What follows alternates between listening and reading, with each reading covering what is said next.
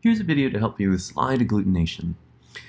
First, let's come to terms with what agglutination is and why it happens.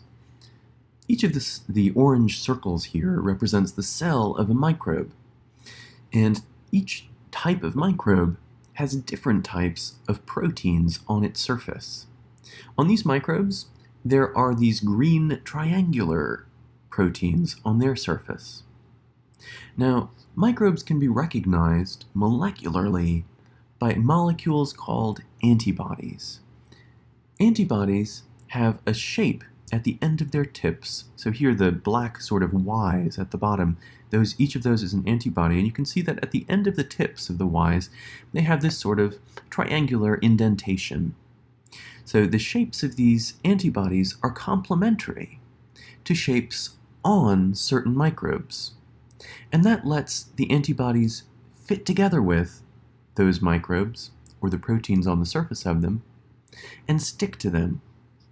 So, for example, if this type of antibody came into contact with this type of a microbe, you could see how the shapes complement each other, and so they can come together and stick together.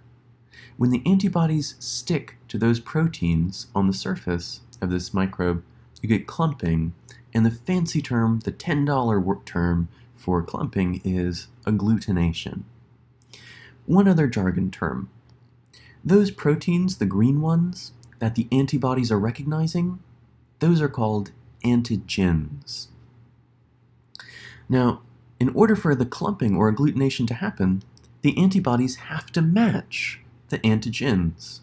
These black Ys have to have a complementary shape to the green proteins on the surface of these microbes. So if they don't have a complementary shape, then you won't get clumping. Here we have a different type of microbe, microbe 2, and on the surface of this, instead of those green triangles, we have these blue sort of round spheres. And those shapes don't complement this particular antibody.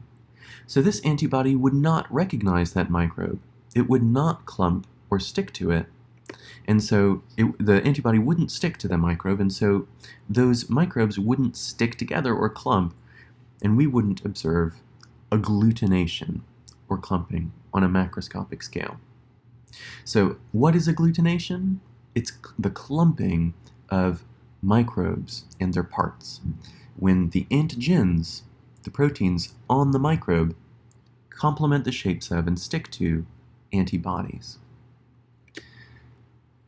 Now, that's what it looks microscopically. Macroscopically, we're going to have a card, and you'll want to label this card with the numbers of two different microbes. So here, the numbers would be 17 and 18, and that would let you know which microbes you're going to be putting on inside the circles of those cards. And once we have that card, the first thing we want to do is to lay down some antibodies. The antibodies are going to be stored in a little drip bottle, or a squeeze bottle, a very small one, so you can take that, squeeze just about one drop of those antibodies onto that card, each of the circles of that card. So now you have antibodies on that card.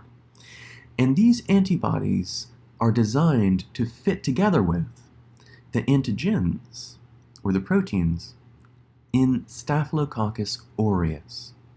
So those antigens will fit together with Staphylococcus aureus and clump with Staphylococcus aureus. But if you have a microbe with different proteins on its surface, different antigens, something say like Staphylococcus epidermidis, the proteins on the surface of that won't fit together with those antibodies, and so you wouldn't observe clumping. So you'll take that antibody preparation that you have, and then you will take an inoculant. You'll take your loop, get some inoculant on the loop, and then mix that microbe with your antibody. You'll do that for one microbe, and you'll do it for a different type of microbe that has a different type of antigen. So our goal here is to figure out which of these is Staphylococcus aureus. We have the antibody for Staphylococcus aureus on this plate. We've just mixed two microbes. The antibodies we put down will only clump with Staphylococcus aureus. So you would leave this here, you'd maybe mix it around a little bit, but make sure to keep it flat, and you'd keep it like that for around 60 seconds. And after that time, you would start to see clumping in the circle where you placed Staphylococcus aureus. That's what it looks like on a macroscopic level when the antibodies stick to the cells, to the antigens on the cells that match them. And if you don't get the clumps, then that means you didn't have those antigens on that microbe that you put there. So on a macroscopic scale, this is what the antibody solution looks like, that little squeeze bottle. You'd put just one drop on each of those little circles on your slide plate. So those are our antibodies laid down, and now we can take the microbes, the two different microbes, and put them on the correct, mix them in with the correctly labeled circle. You do that for one microbe, you do it for the other microbe. Notice immediately after you take out the loops, you're using them. Even if they sit in the air for a little while, they could get contaminated. So you mix those in, and then you'd wait around 60 seconds.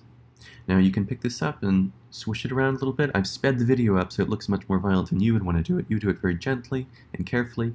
So it's around 60 seconds, and after that you can see how on the left there are those little tiny specks. And that's the clumps that have resulted from the antibodies matching the antigens. On the right, notice that there are no clumps, and that means that the microbe that you put there did not have antigens that matched the antibodies from that squeeze bottle. So hopefully that helps a little bit with doing slide agglutination.